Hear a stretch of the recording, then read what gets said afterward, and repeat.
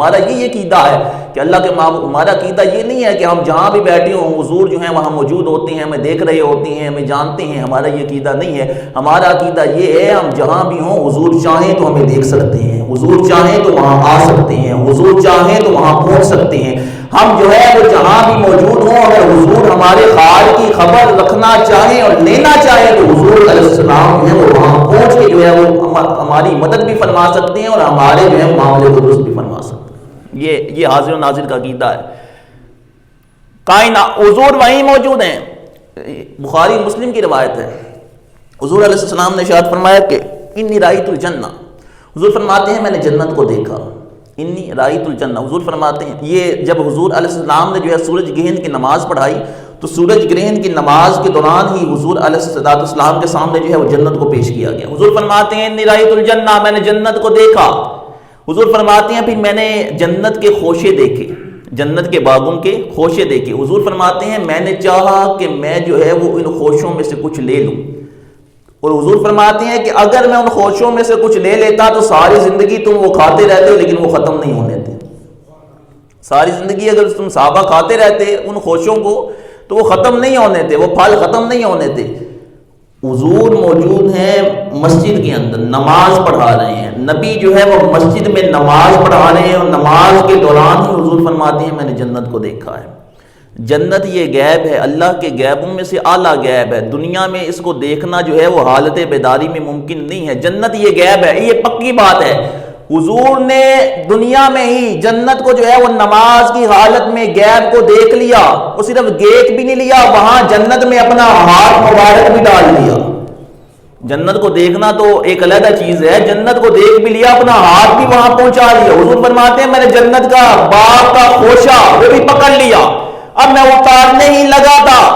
میں نے اس کو رہنے دیا، اگر میں اتار لیتا تو ساری زندگی تم کھاتے رہتے۔ اس کا مطلب یہ ہے کہ جو نبی جو ہے وہ زمین پہ موجود ہو، وہ نبی مسلح پہ کھڑے ہو کے جو ہے وہ جنت پہ ہاتھ ڈال سکتے ہیں، جنت سے پھل اتار سکتے ہیں۔ وہ نبی جو ہے وہ اپنی قبر انور میں موجود ہو کے اس ساری کائنات میں بھی تصرف کی طاقت رکھتے ہیں، جہاں چاہیں اپنے دست مبارک کو پہنچا سکتے ہیں۔ اب سمجھ آئیے، جہاں چاہے حضور اپنے دستے مبارک کو، یہ دنیا کا ہمارا معاملہ نہیں ہے، میرا ہاتھ یہاں تک ہی جاتا ہے، اس سے آگے میرا ہاتھ نہیں جاتا، یہ نبی کا ہاتھ ہے، یہ جہاں تک چاہے جا سکتا ہے، یہ نبی کا قدم ہے، اس کے لیے ضرورت نہیں ہے کہ مسافت اتنی لمبی ہونی چاہیے، پھر جو ہے وہ اتنے گھنٹے لگیں گے، اتنا منٹ لگیں گے، پھر بندہ پہنچے گا۔ یہ نبی کا قدم ہے، ایک آن میں ایک صورت کے ساتھ وہ اپنی منزل پہ پہنچ جاتا ہے۔ ملک الموت کو رب نے کتنی طاقت دی ہے، روایات میں آتا ہے کہ ملک الموت کے سامنے جو ہے وہ ساری کائنات کے لوگوں کی روحیں موجود ہیں، وہ ایک تھالی کی طرح جو ہیں وہ ان کے سامنے موجود ہیں۔ جب کسی کی روح قبض کرنی ہوتی ہے تو ایک تھالی میں جیسے ہم شے اٹھاتے ہیں نا، ایک شے اٹھاتے ہیں تھالی میں سے تو وہ قبض ہو جاتی ہے اور وہ ہمارے پاس آ جاتی ہے، اسی طرح ملک الموت کے سامنے سب لوگوں کی روحیں اس طرح ہے، وہ جس کو چاہتا ہے اس کے پاس پہنچ جاتا ہے، تھالی میں سے اٹھا کے جو ہے وہ اس کو رب کے پاس پہنچا دیتا ہے۔ اگر ملک الموت کو یہ طاقت عطا کی گئی ہے کہ وہ ایک لمحے کے اندر اس دنیا میں لاکھوں افراد جو ہے وہ کرونا وائرس سے تو اب سے بہت زیادہ مرے ہیں، اس ایک لمحے کے اندر ایک دن کے اندر لاکھوں لوگ مرنے والوں کے پاس ملک الموت پہنچ جاتے ہیں اور ان کے پاس پہنچ کے ان کی روحوں کو قبض کر لیتے ہیں، اور ایک کے پاس پہنچنا یہ اس کے منافی نہیں ہوتا کہ دوسرے کے پاس نہیں پہنچ سکتی، وہ ایک ہی وقت میں جو ہے وہ سب کو جو ہے وہ سب کے پاس پہنچ سکتے ہیں۔ تو یہ ملک الموت تو حضور کے دربار کا خادم ہے، اگر حضور کے دربار کے خادم کی یہ شان ہے تو امام الانبیاء کے مقام کا عالم کیا ہوگا؟ چاہے تو اپنے اشاروں سے کایا ہی پلٹ نے دنیا کی، یہ شان ہے خدمت گاروں کی، سرکار کا عالم کیا ہوگا؟ جب رخ تھا ان کا جلوہ نما، انوار کا عالم کیا ہوگا؟ ہر کوئی فدا ہے بن دیکھے دیدار کا عالم کیا ہوگا؟ کہتے ہیں اے نجم عرب کے زروں پہ انوار کی بارش ہوتی ہے، عرب کے زروں پہ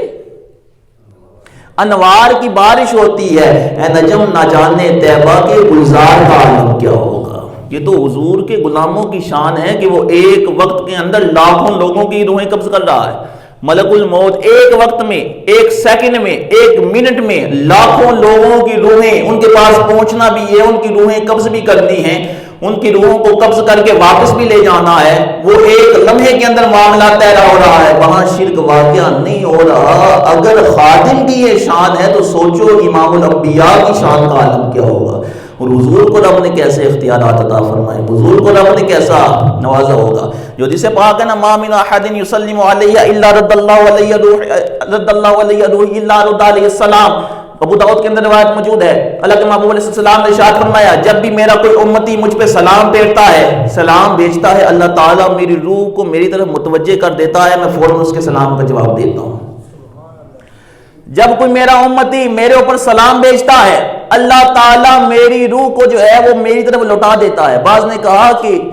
یہ تو پھر ممکن ہی نہیں ہے، نبی کے اوپر روحیں لوٹ رہی ہیں، اگر جو ہے وہ ایک وقت کے اندر جو ہے وہ اتنے لوگ سلام بھیج رہے ہیں تو نبی پہ ہر بار روح لوٹائی جا رہی ہے، ہر بار روح لوٹائی جا رہی ہے، لاکھوں کروڑوں لوگوں کے سلام کے مطلب لاکھوں کروڑوں روحیں لوٹائی جائیں گی۔ اس کا معنی یہ نہیں ہے، اس کا معنی یہ ہے کہ یہ مفسرین نے اس معنی کو بیان کیا، اور اس کے علاوہ جو ہے وہ اس حدیث پاک پہ جو ہے وہ کثیر جو ہے وہ محدثین نے لکھا۔ اس کا معنی یہ ہے کہ حضور فرماتے ہیں جب کوئی میرا امتی مجھ پہ سلام پھیرتا ہے اللہ تعالیٰ میری روح کو اس کی طرف متوجہ فرما دیتا ہے۔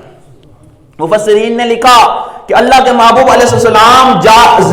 جمال باری تاری میں مستغرق ہیں، حضور کا دھیان صرف و صرف اپنے رب کی طرف ہی ہے،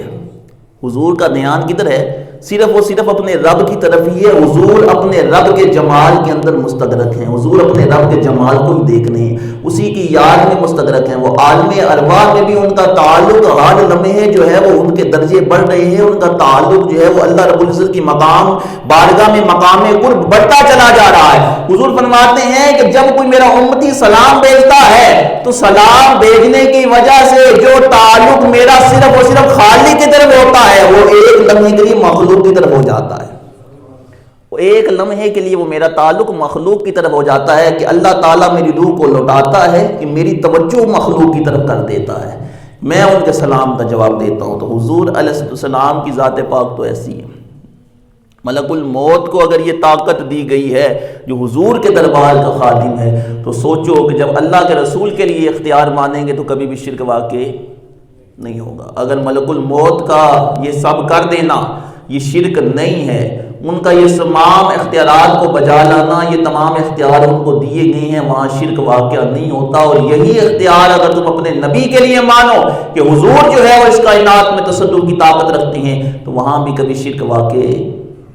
نہیں ہوگا۔ الحمدللہ اللہ تعالیٰ کے فضل و کرم سے یہ آل سنت کا عقیدہ ہے، حاضر و ناظر کا بھی عقیدہ یہ ہے۔